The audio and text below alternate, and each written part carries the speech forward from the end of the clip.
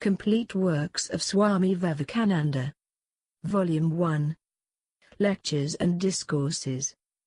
The Hindu Religion. My religion is to learn. I read my Bible better in the light of your Bible, and the dark prophecies of my religion become brighter when compared with those of your prophets. Truth has always been universal. If I alone were to have 6 fingers on my hand while all of you had only 5, you would not think that my hand was the true intent of nature, but rather that it was abnormal and diseased. Just so with religion. If one creed alone were to be true and all the others untrue, you would have a right to say that that religion was diseased. If one religion is true, all the others must be true. Thus the Hindu religion is your property as well as mine.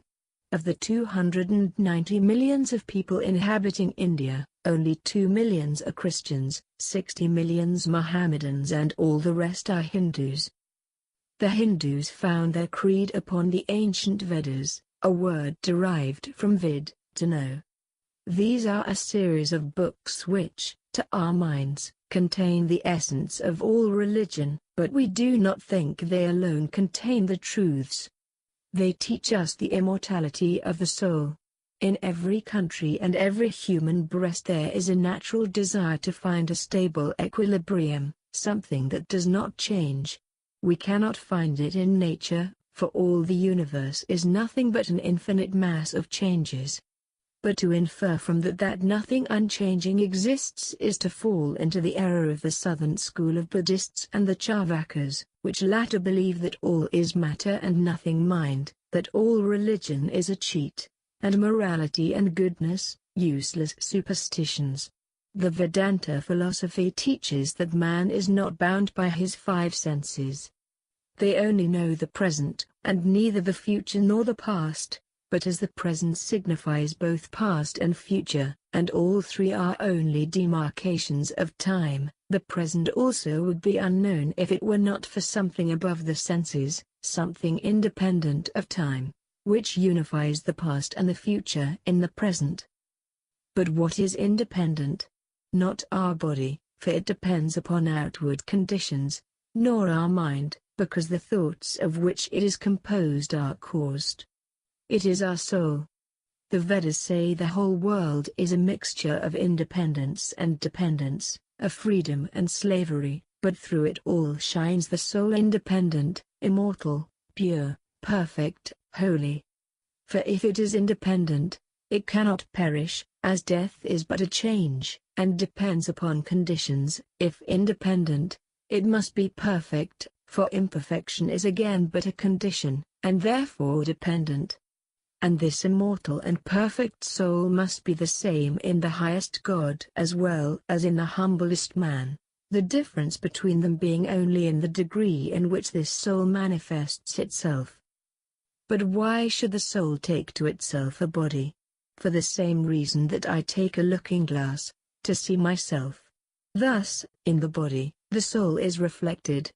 The soul is God. And every human being has a perfect divinity within himself, and each one must show his divinity sooner or later. If I am in a dark room, no amount of protestation will make it any brighter. I must light a match. Just so, no amount of grumbling and wailing will make our imperfect body more perfect. But the Vedanta teaches, call forth your soul, show your divinity.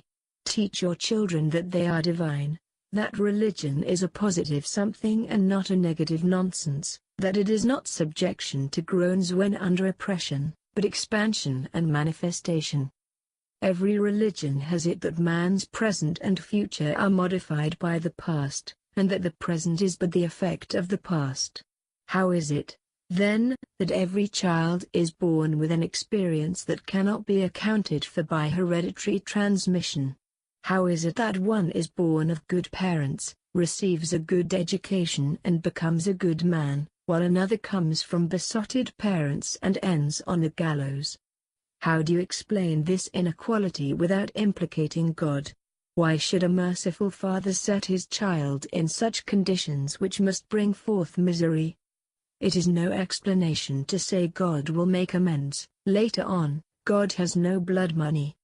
Then, 2. What becomes of my liberty, if this be my first birth? Coming into this world without the experience of a former life, my independence would be gone, for my path would be marked out by the experience of others.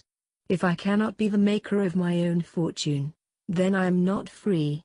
I take upon myself the blame for the misery of this existence, and say I will unmake the evil I have done in another existence.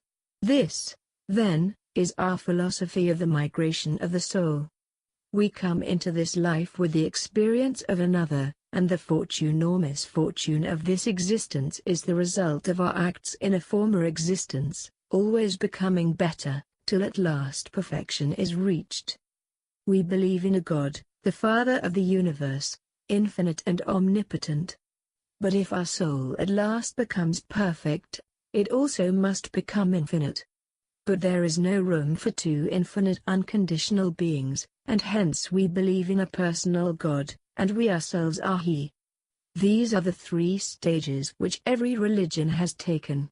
First we see God in the far beyond, then we come nearer to Him and give Him omnipresence so that we live in Him, and at last we recognize that we are He.